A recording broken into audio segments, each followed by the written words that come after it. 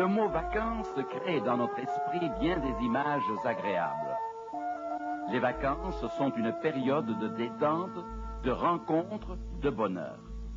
Les diverses publicités faites à la télévision, à la radio, dans les journaux et des brochures d'agences de voyage invitent à partir vers quelques paradis exotiques.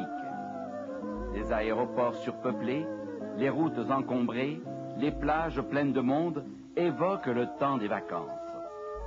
Des voyages exceptionnels vers des terres inconnues sont organisés pour ceux qui peuvent s'offrir des vacances.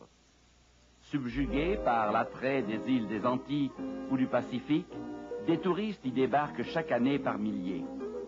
Le soleil et les fleurs tropicales, les palmiers, la douce brise et la mer transparente attirent des personnes avides de changement et d'air pur. Certains aiment le camping à la montagne ou en forêt. Leurs appareils de photo ne chômeront pas. D'autres choisissent le canotage sur un lac ou le ski sur des pentes enneigées. Des touristes sont partout.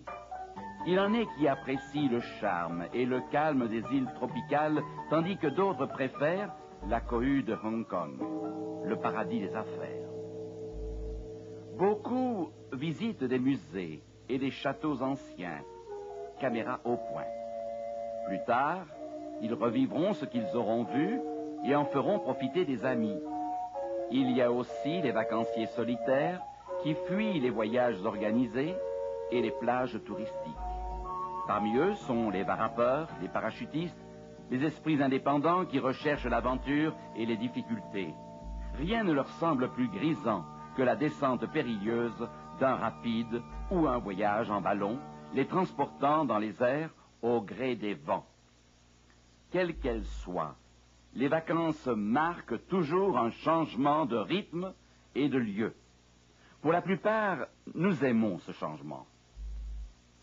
C'est ce qu'éprouve André Dupont. André est passionné par son métier.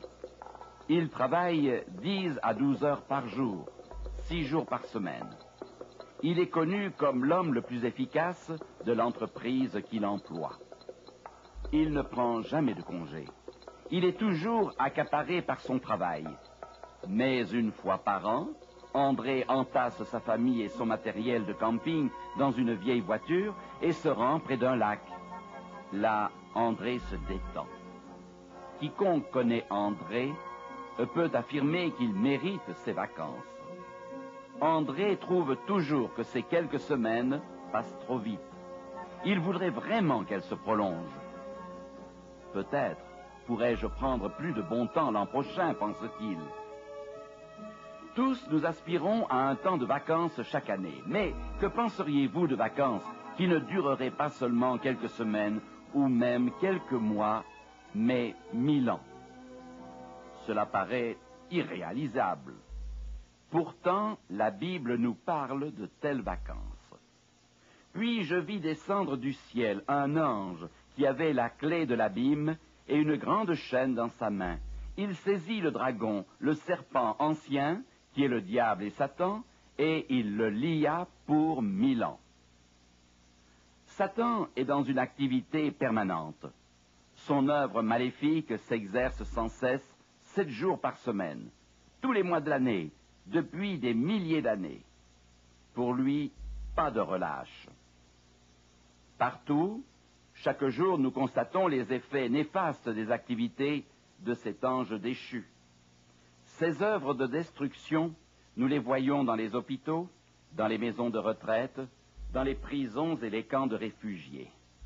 Il agit sur la nature par des tremblements de terre et des cyclones, et pousse les hommes à commettre des crimes et organiser des guerres. Si quelqu'un devait être mis en vacances, c'est bien Satan. Comme il n'est pas pressé d'en prendre, il faudra l'y forcer. Après leur rébellion, Satan et ses anges furent expulsés des cieux. La Bible dit « Il y eut guerre dans le ciel, et il fut précipité, le grand dragon, le serpent ancien, appelé le diable et Satan, celui qui séduit toute la terre, et il fut précipité sur la terre, et ses anges furent précipités avec lui. La terre, à peine sortie des mains du Créateur, est devenue le quartier général de Satan. Par ruse, il s'empara de l'autorité que Dieu avait conférée à Adam et Ève. Depuis, il n'a cessé de démontrer ce qui arrive quand la loi de Dieu est bafouée et que la créature choisit de ne pas suivre les conseils de son Créateur. Christ vint et mourut pour libérer l'humanité de la domination de Satan. La crucifixion du Christ fut le point culminant des activités de Satan, dans sa recherche à détruire le royaume de Dieu. Mais lorsque le Christ ressuscita et remonta auprès de son Père, Satan sut que ses jours étaient comptés. C'est pourquoi Pierre mit l'humanité en garde. Soyez sobres, veillez. Votre adversaire, le diable, rôde comme un lion rugissant, cherchant qui il dévorera. La guerre commencée au ciel s'achèvera sur la terre quand Satan sera contraint de ne plus agir pendant 1000 ans. Cette période est souvent appelée du mot millénium. Il en est parlé dans le livre de l'Apocalypse. Quand le millénium va-t-il commencer? Voyons ce qu'en dit la Bible. Voici les événements qui accompagneront la seconde venue du Christ. Paul les décrit. Le Seigneur lui-même a un signal donné à la voix d'un archange et au son de la trompette de Dieu descendra du ciel. Remarquez aussi ce que dit l'apôtre Jean. Ne vous étonnez pas de cela, car l'heure vient où tous ceux qui sont dans les sépulcres entendront sa voix et en sortiront. Ceux qui auront fait le bien ressusciteront pour la vie, mais ceux qui auront fait le mal ressusciteront pour le jugement. Ainsi, il y aura 2 résurrections. Ceux qui auront été fidèles ressusciteront pour la vie, ceux qui auront fait le mal ressusciteront pour le jugement. Évidemment, les sauvés et les perdus ne ressusciteront pas au même moment. 2 résurrections sont annoncées. En nous penchant sur les Saintes Écritures, nous découvrons qu'une résurrection aura lieu au début des 1000 ans et une autre à leur fin. L'apôtre Jean dit ce qu'est la première résurrection. Heureux et saints ceux qui ont part à la première résurrection. Seuls les justes prendront part à la première résurrection. Paul donne les détails de cette résurrection. Car le Seigneur lui-même a un signal donné à la voix d'un archange et au son de la trompette de Dieu descendra du ciel, et les morts en Christ ressusciteront premièrement. En ce jour, la promesse faite par Jésus sera accomplie. Celui qui croit en moi vivra, quand même il serait mort. C'est au retour de Jésus que les justes morts dans la foi en Christ sortiront de leur tombeau. Ésaïe décrit cette heureuse rencontre. Réveillez-vous et tressaillez de joie, habitants de la poussière. La terre redonnera le jour aux ombres. Immédiatement après, un autre événement extraordinaire aura lieu. Nous, les vivants, qui serons restés, nous serons tous enlevés avec eux sur les nuées, à la rencontre du Seigneur dans les airs, et ainsi nous serons toujours avec le Seigneur. Tous les justes seront transformés à ce moment-là. La Bible dit, tous nous serons changés en un instant, en un clin d'œil. La trompette sonnera et les morts ressusciteront incorruptibles et nous serons tous changés. Car il faut que ce corps corruptible revête l'incorruptibilité et que ce corps mortel revête l'immortalité. Les justes auront des corps parfaits et glorieux. Ils ne seront jamais plus sujets à la maladie ou à la mort. Quelle merveilleuse perspective! Il est intéressant de remarquer que les justes vivants ne seront pas emmenés au ciel avant la seconde venue du Christ, moment où aura lieu la résurrection des justes. Nous lisons Nous les vivants, restés pour l'avènement du Seigneur, nous ne devancerons pas ceux qui sont morts, car le Seigneur lui-même descendra du ciel, et les morts en Christ ressusciteront premièrement. Les justes, les vivants au moment du retour de Jésus, et les morts ressuscités, seront emmenés au ciel tous ensemble. Nous les vivants qui serons restés, nous serons tous ensemble enlevés avec eux sur des nuées, à la rencontre du Seigneur dans les airs, et ainsi nous serons toujours avec le Seigneur.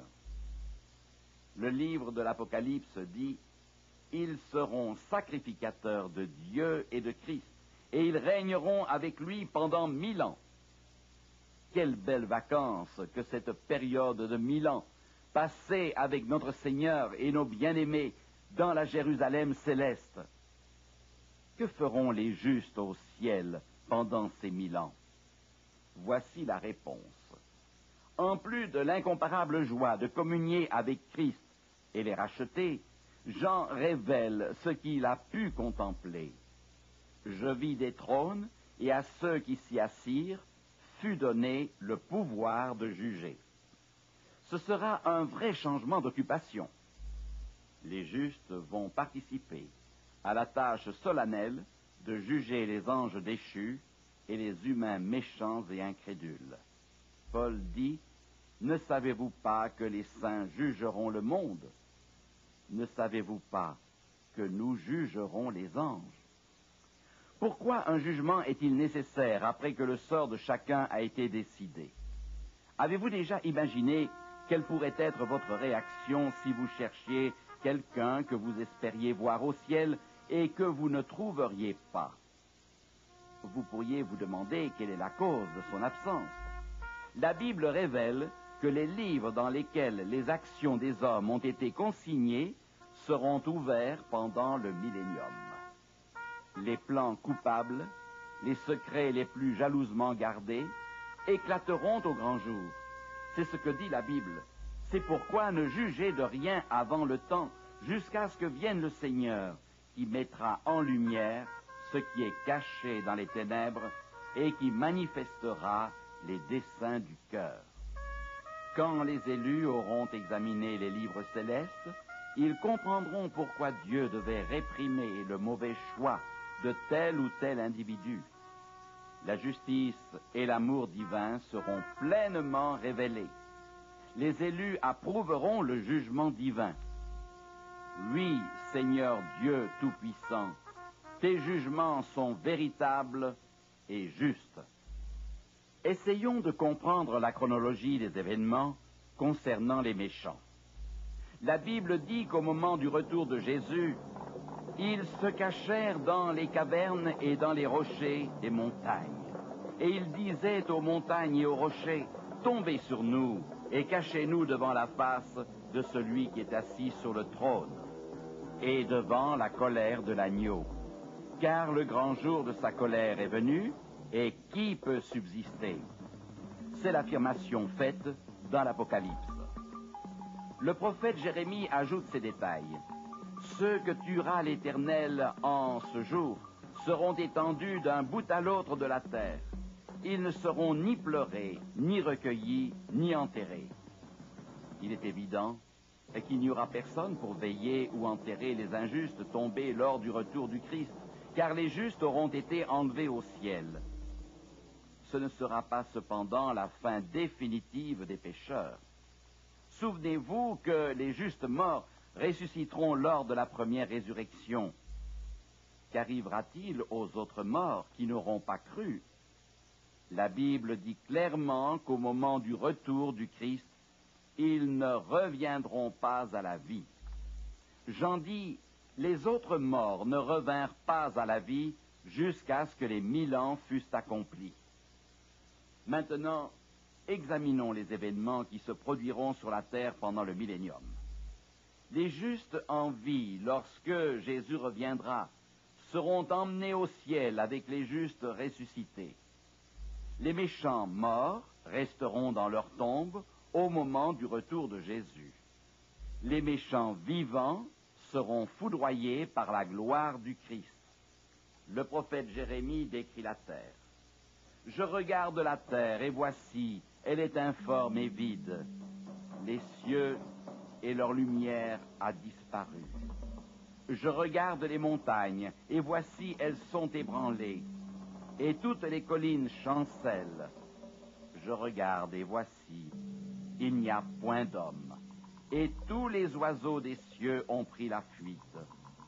Et toutes ces villes sont détruites devant l'Éternel, devant son ardente colère. C'est le chaos. Désolation et destruction sont les mots qui décrivent le mieux l'état de la terre à ce moment-là. Jean ajoute, « Puis je vis descendre du ciel un ange qui avait la clé de l'abîme et une grande chaîne dans sa main. Il saisit le dragon, le serpent ancien, qui est le diable et Satan, et il le lia pour 1000 ans. » Il s'agit d'une vision symbolique. L'abîme décrit une condition chaotique. Le même mot est utilisé dans le livre de la Genèse pour décrire la condition de la terre avant son organisation. Au commencement, la terre était informe et vide. Notre planète sera dévastée. La terre, devenue un vaste cimetière, sera un endroit approprié pour Satan et ses anges déchus. Ils recevront ce qu'ils méritent. La condition de Satan sera d'être enchaîné ou lié pendant 1000 ans. Les justes seront au ciel. Les pécheurs resteront morts. Il n'y aura plus personne. Sur cette terre, tout ne sera que ruine. Dans le langage apocalyptique, la chaîne avec laquelle Satan est lié est une chaîne de circonstances. Il n'y a plus personne à tenter, aucune vie à détruire. Satan n'a plus accès aux êtres humains. Aujourd'hui, nous utilisons la même image pour exprimer un désir de faire quelque chose, mais limité par les circonstances. Nous disons que nous avons les mains liées. Il en sera de même pour Satan. Il aurait voulu continuer sa sinistre besogne, mais l'absence d'êtres humains le maintiendra dans une incapacité totale d'agir. Satan errera çà et là sur la terre en méditant sur les conséquences de son opposition à Dieu. Il devra envisager avec terreur le moment où il sera détruit pour toujours à cause des douleurs et des souffrances qu'il aura causées à la suite de sa rébellion. Les 1000 ans passeront. Puis d'autres événements auront lieu à la fin de cette période. J'en dis, et je vis descendre du ciel, d'auprès de Dieu, la ville sainte, la Nouvelle Jérusalem. Cette vision est remarquable. La Jérusalem céleste sera une ville d'une superficie égale à la moitié de la France. Elle descendra du ciel dans toute sa splendeur et se posera sur la terre. J'en dis encore, les nations marcheront à sa lumière. Au moment où la ville descendra avec Jésus-Christ et ses fidèles, se produira un autre événement. Les autres morts ne revinrent point à la vie jusqu'à ce que les 1000 ans fussent accomplis. Les pécheurs morts ressusciteront. Ce sera le triste rassemblement de tous les pécheurs depuis Adam jusqu'à la seconde venue de Jésus. L'apôtre Jean dit, « Leur nombre est comme le sable de la mer. » L'apôtre prédit un autre événement qui se réalisera au même moment. Quand les 1000 ans seront accomplis, Satan sera relâché de sa prison et il sortira pour séduire les nations. La chaîne de circonstances qui avait lié Satan sera ôtée momentanément. Les méchants étant ressuscités, aussitôt que Satan en aura la possibilité, il retournera à ses anciennes habitudes qui ont toujours été de tromper et séduire. Les méchants suivront Satan, leur chef. Le diable les organisera en une grande armée pour tenter de s'emparer par la force de la Nouvelle Jérusalem. Ce sera la dernière grande bataille. L'immense armée avancera sous le commandement de l'ange rebelle. Jean a décrit ce qui arrivera. Ils montèrent sur la surface de la terre et ils investirent le camp des saints et la ville bien-aimée. Alors l'ennemi de Dieu tentera une dernière fois de dominer le monde en s'emparant de la cité de Dieu. Jean dit clairement que cette ultime tentative aboutira à un échec total. Dieu mettra fin à la bataille avant même que l'attaque n'ait commencé. Un feu descendit du ciel et les dévora. Pierre a vu ce feu en vision et décrit ce drame final en ces termes. Les cieux passeront avec fracas, les éléments embrasés se dissoudront, et la terre, avec les œuvres qu'elle renferme, sera consumée. C'est ainsi que Satan, ses anges et les pécheurs seront exterminés pour toujours. C'est la seconde mort. Maintenant, récapitulons ces événements qui se dérouleront avant, pendant et après les 1000 ans. Premièrement, voici les événements qui prendront place au début du millénium. Le retour de Jésus, la résurrection des justes morts en Christ, tous les justes emmenés au ciel, la destruction des pécheurs vivants. Deuxièmement, voici les événements qui se dérouleront pendant le millénium. Tous les méchants sont morts, la terre est désolée, Satan est dans l'impossibilité d'agir, les saints dans le ciel participent au jugement. Troisièmement, à la fin du millénium, 3 événements prennent place presque simultanément. Les pécheurs ressuscitent, Satan est à nouveau libre d'agir, Christ et les justes dans la Jérusalem céleste descendent sur la terre, Satan et son armée investissent la Jérusalem céleste, le feu descend et les consume, la terre est purifiée et restaurée. Jean dit: puis je vis un nouveau ciel et une nouvelle terre, car le premier ciel et la première terre avaient disparu. Descendre d'un monde débarrassé du virus du péché, Dieu refera un monde nouveau. Dieu permit à Ésaïe d'entrevoir cette nouvelle terre. Dieu dit: je vais créer de nouveaux cieux et une nouvelle terre. On ne se rappellera plus les choses passées. Elles ne reviendront plus à l'esprit. On n'y entendra plus le bruit des pleurs et le bruit des cris. Ils bâtiront des maisons et les habiteront. Ils planteront des vignes et en mangeront le fruit. Et mes élus jouiront de l'œuvre de leurs mains. Dieu promet une glorieuse éternité à ceux qui ont accepté Jésus comme leur sauveur et ont accepté d'obéir inconditionnellement. L'esprit humain ne peut pas comprendre la gloire du paradis que Dieu prépare pour ceux qui l'aiment et le suivent. Ce sont des choses que l'œil n'a pas vues, que l'oreille n'a pas entendues, et qui ne sont pas montées au cœur de l'homme, des choses que Dieu a préparées pour ceux qui l'aiment. Actuellement, les plus belles vacances sur cette terre ne sont rien en comparaison de l'éternité merveilleuse que Dieu prépare pour ses enfants. Quel dommage que tant d'hommes et de femmes perdront un aussi glorieux destin. Le prix leur paraît trop élevé. Ils ne veulent pas choisir Jésus-Christ comme leur sauveur et leur maître. Parce qu'ils auront échangé la vie éternelle pour des plaisirs corrompus et éphémères, ils perdront tout ce que Dieu désirait leur donner gratuitement. Jésus a dit: Que servirait-il à un homme de gagner le monde entier s'il perd sa vie?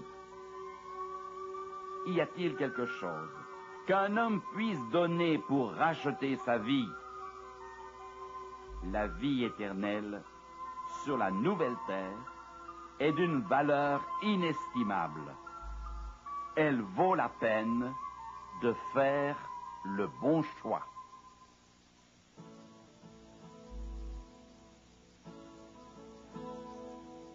C'est toi, toi Seigneur, qui nous montre le chemin vers Dieu notre Père, Dieu l'espérance. C'est toi, toi Seigneur, qui nous donne la main vers Dieu la lumière, le soleil de nos vies. C'est toi, Seigneur, qui me mène, alors je n'ai plus rien à craindre.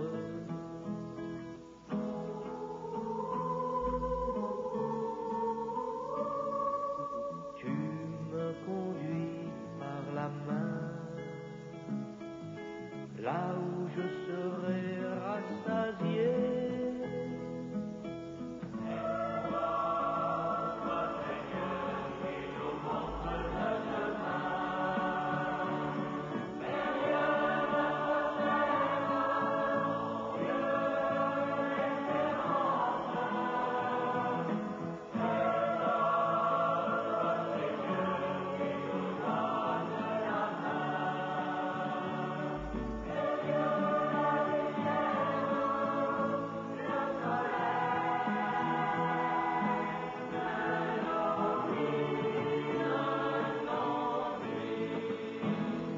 Et si la nuit je te cherche, ta main me guide et me rassure.